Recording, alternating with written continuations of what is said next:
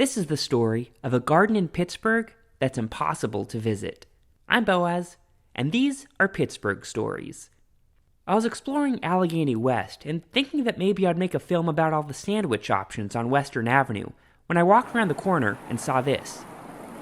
Can you see it? Here, I'll circle it. It was some sort of plaque placed in some sort of garden, but it was on the other side of a busy street. So I crossed the street to get closer, but every time I tried to reach the garden, I'd never get very far. I noticed Sharina, who works at a parking lot across the street. So you're walking around here all the time? Always. You've never noticed it? No, never. Well, I'm going to try to find out, and I'll let you know when I do. Please do. Alrighty. I tried to walk around the park one more time, and now it was clear. This park, wedged between freeways and Subway and Taco Bell, was totally inaccessible to humans. But I did notice another sign. It was a historical marker all about Mary Cassatt. Maybe this is a good time for a quick refresher on Mary Cassatt. Miss Cassatt was born into an upper-middle-class family in Pittsburgh in 1844, but she lived most of her adult life in France. That's where she really became an acclaimed artist. In the 1870s, she joined the Impressionists and hung out with Degas and Monet and Pissarro. Later, she was inspired by Japanese design and became an amazing printmaker using this unique process called aquatint. So why is this plaque here, in this intersection?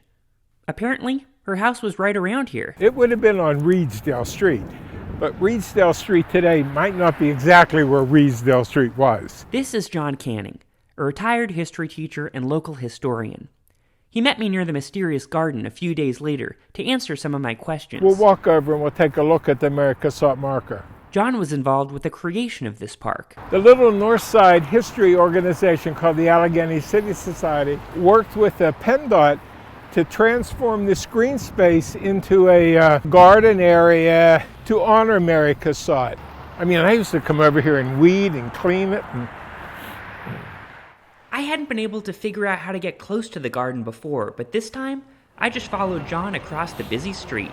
Well, we didn't have this fence, so we could park over here and just walk across, but there were no barriers. And he also knew why the park was totally inaccessible. The barriers are here to really protect kids from crossing over the highways where there are no real walkways. And then I had to ask about that plaque that I couldn't quite read.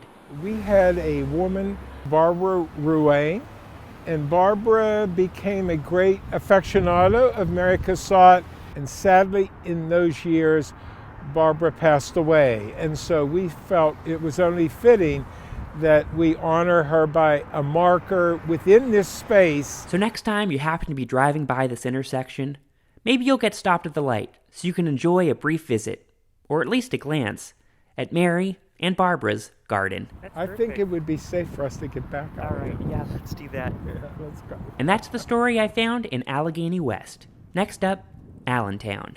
A couple of years ago, I was able to point out